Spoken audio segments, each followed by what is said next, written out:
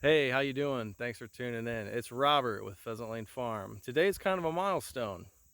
The 2020 Kubota L3901. We broke 100 hours on it in only 5 months of ownership. And I know there's guys out there that do it a lot quicker, and there's also guys out there that do it a lot slower. But what we're going to do a walk around this tractor. I'm going to show you things I've added to it, things I want to change on it, and then at the end we'll give you a 100% honest overview of this tractor for what we do. So a little backstory, what we do with this tractor mostly. 6 months ago, we bought this property, and we need a lot of clearing done. As you can see, we got a long driveway. So there's a lot of stone work that needs done here. And you just saw the giant stacks of firewood. Not giant, but for me, they're pretty big stacks of firewood that I got to get processed here. A couple stacks back in there. Behind that one, you can't see. Got some stuff there. I got this load of spruce for outdoor firewood. People have been wanting that. So what we got this tractor for initially was just work around the house, clearing some land, doing some food plots, snow removal, taking care of the driveway, brush hogging, just all types of things like that. Well, after living here for 6 months, as you can see, we weren't planning on getting in the firewood business. That kind of happened. We weren't planning on selling IBC totes because of the firewood. It kind of fell into those. And then now I got people asking me to do brush hogging for them, doing food plots, move stone, move some mulch, stuff like that, which has since turned into us buying a new dump trailer, which should be here this week or next. It's on order. So a lot of new things going on, and staying pretty busy. But I figured, I already have this equipment for my own use. So we started an LLC and might as well go out and make a little bit of money on the side when we have time. So let's start at the front of the tractor. We'll walk around. Sorry about the lighting if it gets a little messed up. It's kind of cloudy, so it kind of gets, sometimes it's getting a little dark today. So if the lighting's messed up, I'm sorry about that. But was out here. I keep my firewood processing area, and I store all the totes back in the woods over there. Just had a customer come up and pick up a tote for his farm. So before I head back to the house and start some other projects, let's go over this and make a quick video. So as you can see, the Pallet Forks are on here now. These happen to be a Land Pride model. I think if you're going to buy a tractor, most definitely get the quick attach. This is the skid steer style, they call it. If I had to rate my implements on the front, Pallet Forks are on the tractor the most. The grapple would be second, and last would actually be the bucket. When I do use the bucket, it seems I'm using it 3 or 4 days in a row, pretty heavy, and then it kind of just sits for a while. The Pallet Forks, because the totes, I pick up a trailer load at a time, come home, have to take them off the trailer, then I stack them, and then when customers come, I'm going back in the woods to grab them. So that's what's on the tractor most of the time. I did order this tractor with the Land Pride third function just because it was easy, just to have the dealer install it. And then kind of work that into the deal. Also work the Pallet Forks into the deal. And there's some stuff in the back of the tractor I kind of worked into the deal also, from some rebates that were going on, but those parts haven't shown up yet. Next thing that I did to this tractor, and I like it, I've never had a bucket level indicator on any of my other tractors. If you guys follow any of the Kubota Facebook pages, owners groups, the MX stuff, 3901, there's a L series owners group, a 2501 owners group. You've probably seen this bucket level indicator. This was made by Zooks Welding here in Ohio. I actually went to high school with Robert. We've been best friends for a long time. So before he started making those bucket level indicators, when I first got this tractor, I said, man, you got to make me a brush guard, because I actually bought the grapple lightly used before I bought the tractor. And I've seen some pictures of guys shoving stuff through the grills, busting out headlights. If you're unlucky enough, you can even shove something through your battery. So Robert did an excellent job on this. I told him kind of what I wanted. If you look at the bottom, that mesh wraps underneath there, and I usually keep 10 or 15 foot log chain in there, just because you never know. It's nice to have an extra chain. There's not a lot of storage on this tractor. He did a good job he cut out some of the brackets, welded some more, and moved them around. And the pheasant here he added because the name of our farm is Pheasant Lane Farm. So he surprised me with this when I bought it, and I wasn't expecting to have that on there. But it's got some battle scars. It's a little beat up, but I'd rather the brush guard be beat up than the front of the tractor. The only reason I got the bucket level indicator was because of the pallet forks. When you're sitting on the tractor, it's hard to see depending how the forks are set. At first I wasn't going to buy one, and he's like, man, I'm selling a lot of them to people for their grapples and their pallet forks, and I threw it on there. When the eye bolt is between the yellow, it means my forks are level.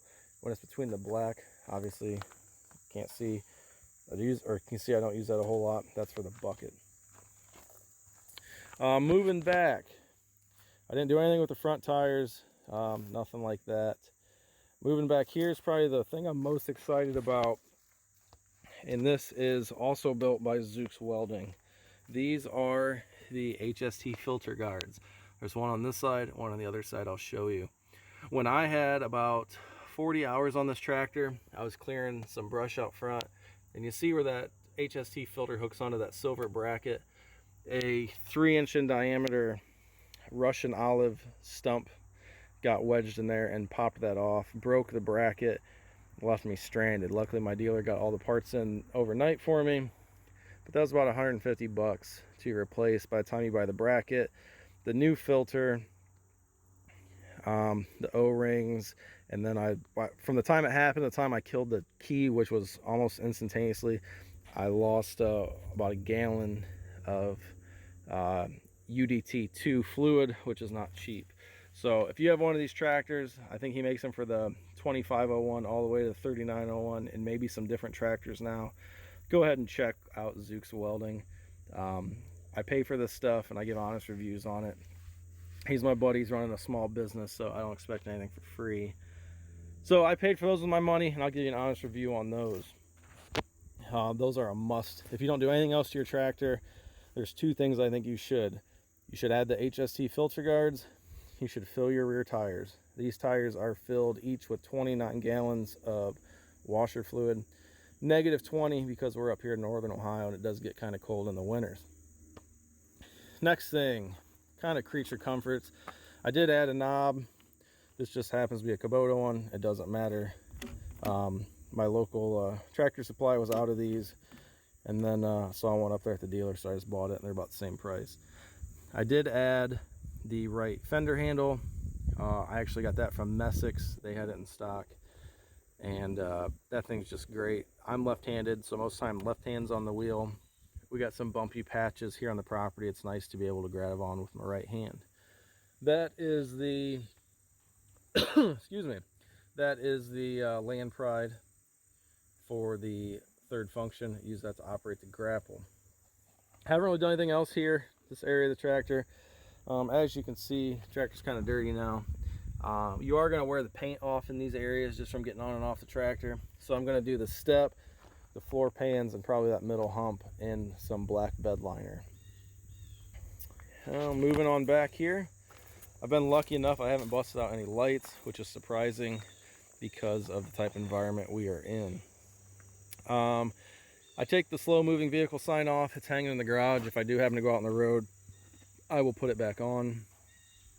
I just don't want it to bounce out when I'm not paying attention and run over it with the brush hog. Speaking of implements, this is probably from the 60s, 70s maybe. This is an independent brand scraper blade. Came as a package deal with an old Ford and 9N, I believe, my grandfather bought from a neighbor, and it's been laying out behind my dad's barn for years. So I'm going to take a flat disc to this, prime it up, paint it, probably just either do it in gray or Farmall red. It's kind of like it used to be, and that's what I'm going to use for snow removal. I usually don't use it for the driveway because I have a land plane. But in the back of the tractor, something I'm going to change when I get around to it is I definitely need to upgrade the size of the toolbox. Probably just going to go buy an ammo can. I got a couple rattle cans here of the Kubota gray, and we'll just put that back on. But you run out of room pretty quick. I usually keep a little first aid kit in there actually, but I actually took it out the other day to put in my chainsaw pack. But zip ties, couple crescent wrenches. I keep a little ball peen hammer in here. Like I said, crescent wrenches. I usually keep a little thing of duct tape, but there's some yellow electrical tape in here. Tons of pins, different sizes. And then even I found, I got a bunch of these from, every time you buy a chainsaw, they give you one of these. Drill a hole through it, put a piece of orange paracord, just so I can find it if I drop it. And when I'm cutting wood all the time, it's nice to be able to have one of those if my pack's not right there. Before I forget, and people are going to be like, hey, you do all that wood, why don't you have a saw haul? I'm actually getting a saw haul. I think it's supposed to be here this week. My birthday's in a week, and the other day my wife says, hey, did you buy that chainsaw holder thingy you wanted for your tractor that you've been talking about for months? And I go, no, every time I think about it, I forget about it just as quick. She goes, good, I ordered you one. So I have an amazing wife. So the saw haul should be here soon, and it'd be nice to get that on there. Right now, when I've been cutting firewood, I leave the scabbard on the 271 or the 311, and it kind of fit in there, but I'm not going very far. Before the ROPS police get me, I pulled this tractor out of the garage, hauled a 40-pound bladder down here to this guy this morning, and the tractor's going right back in the garage. Did not take it off the driveway. Like I said, I got some other projects to get done. Got to go to a wedding. So when I am brush hogging or out in the woods, I do try and keep that up. I know some people in my other videos have called me out on that, and I'm glad you do. I don't take offense to it. It is a safety issue. In some parts of our driveway, it's hard to see here on this side, some parts of our driveway, these guys drop logs up here. It's 24-inch drop because stones build up so high here, and you got the grapple on the front of one of these big logs. You can get a little tipsy, so it's important. Keep your ROPS up, guys. It's not worth a hospital bill. Back to the tractor, that's about it. I do leave 2 clevises in there at all times. Just never know what you're going to use those for. When we were in the front, I talked about getting the dealer to throw in some other stuff. I do have the adjustable pin sway controls coming on. They've been on order for forever, it seems like. These aren't that bad, but I'm not a fan of the turnbuckle ones. This tractor's in the garage every night, so it's not that big of a deal. But if they do get gunked up, muddy, rusty, they are a pain. Back here, another view of the handle. I wish the tractor had a bigger cup holder. I don't want to be one of those guys that say I need a place on the tractor to put my phone, because that was not the purpose. But literally, I get phone calls all the time now. Suppliers telling me my stuff's in, or people wanting to place orders. And a lot of times I just ignore them and call them back when I'm off the tractor. But it would be nice just to have somewhere secure to leave your phone. So there's some options there. We actually fish a lot and have 2 fishing boats, and there's some that I've looked at, phone holders for on the boat when we use the GPS, that will clamp right to here. But my luck, tree branch would knock that off. So I did have a big gouge here. Sanded that down, primed it, put Kubota orange factory paint, touched that up. As you can see, this tractor's got a lot of scratches in it already, but that's what we bought it for, and we need some good wax. And someone's coming down the driveway right now in a big Cummins diesel. I don't know who that is, so I'll be right back with you. All right, we're back. Actually, one of the neighbors, I went over, asked him if he had this bar. I saw it there a couple days ago. I am busting out a chimney flue so I can put down a stainless steel chimney liner, and my breaker bar's got a weird curve at the end, so I was glad they dropped that off. Those are great guys over there. Back up here, there's a third function set up for Land Pride. Down here is the other side of that Hst Filter Guard. Super easy to install. I did a video on that, go check that out. Back up here, and back to the creature comforts. My wife bought me these. She buys me a lot of stuff now I think about it. These are the 3M Work Tunes, Bluetooth, noise canceling. These are great for mowing and then on the tractor work. I wear them as ear protection when I'm using the chainsaw, so I can be listening to music. or don't miss phone calls is another nice option about that. Coming around here, really nothing that I've done up here. I do keep this tractor pretty well greased, as you can see. Going between the brush and stuff, it'll pick up grease and slap it on other pieces of the tractor, other parts I should say. So about every 10 hours, when I grease it up, I will take a rag with WD-40, walk around any grease spots I see, and get that done. Excuse me. Tractor, I try and keep it clean, try and keep it nice, especially when I know I'm going out to do jobs with it. People like to see that you got nice looking equipment. It's dirty now, but have not waxed this tractor since I owned it, so I do need to get a nice wax on it here before winter. And then back up here, we're back to the front now. This boo-boo here, I was moving a trailer, trying to be in a rush. I got a little 12 or 14 foot, I think it's 14, landscape trailer. I threw the chains over the front of the Pallet Forks, was trying to move that, and trailer spun around in a hole.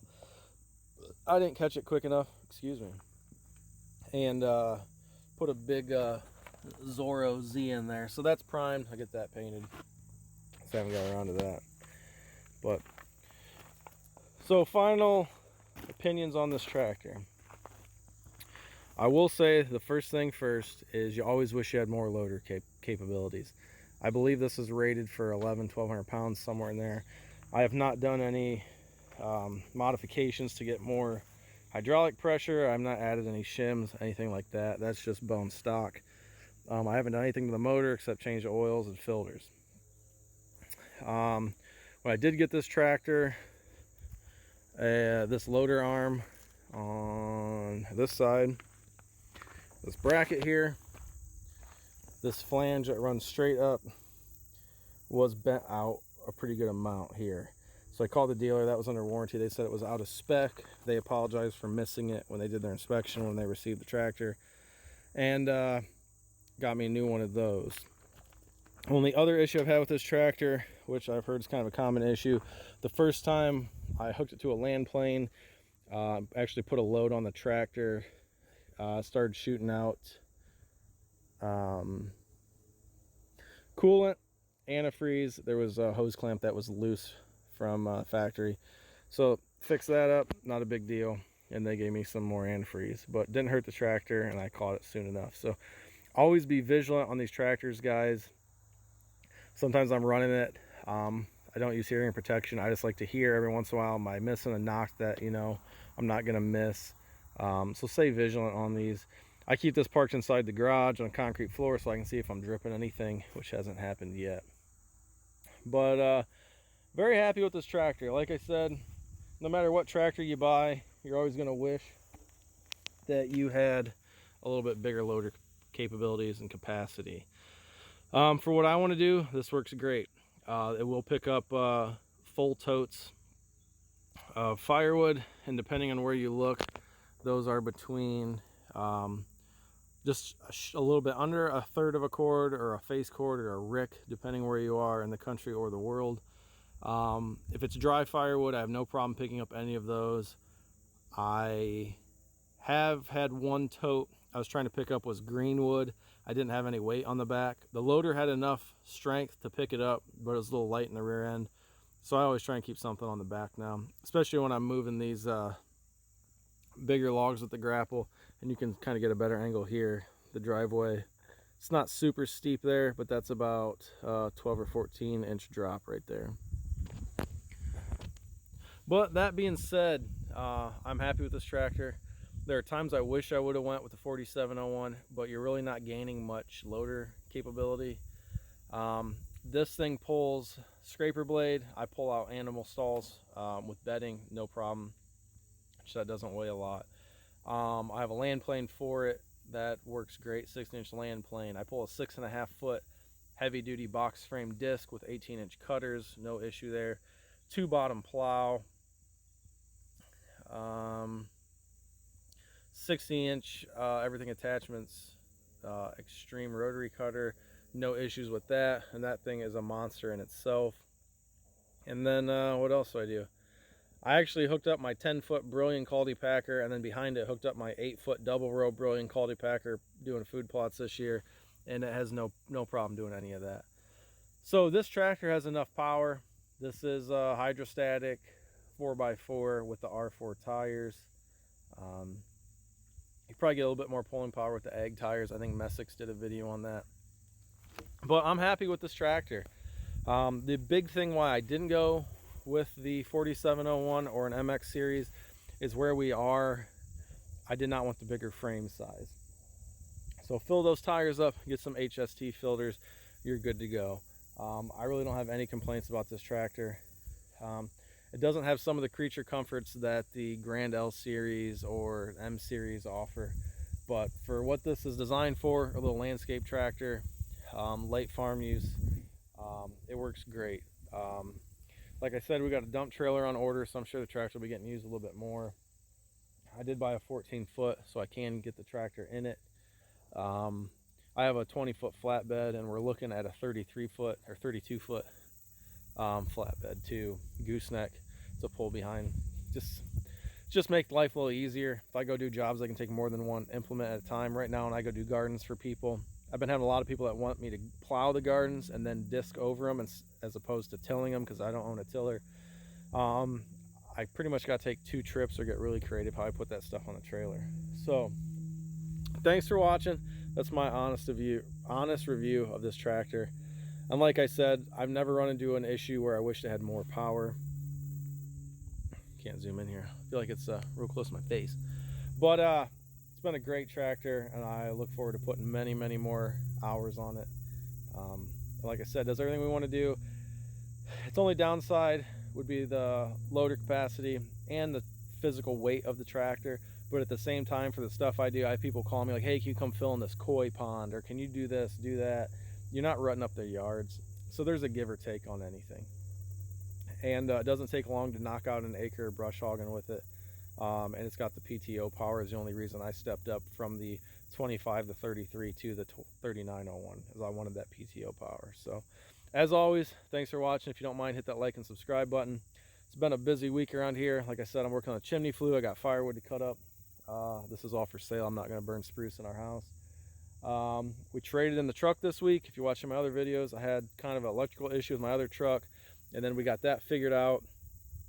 And then dealers are hurting for F-150s right now, and I need to move into something a little bit bigger now that we did buy a dump trailer. And I know I didn't do any dump trailer videos yet. Been looking at dealers. Went to Indiana 2 days ago with my dad to a dealer, looking at them, and actually put a down payment on one, not from the guys we want to, but from another dealer.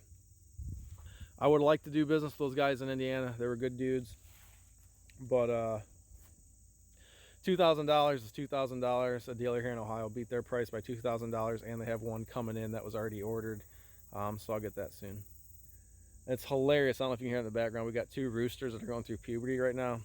It sounds like someone's getting murdered, but it's so funny to watch them roosters try and crow. But I got a bunch of work to get done. My wife's been calling me. I've been doing this video, probably making sure I'm getting ready to go to that wedding.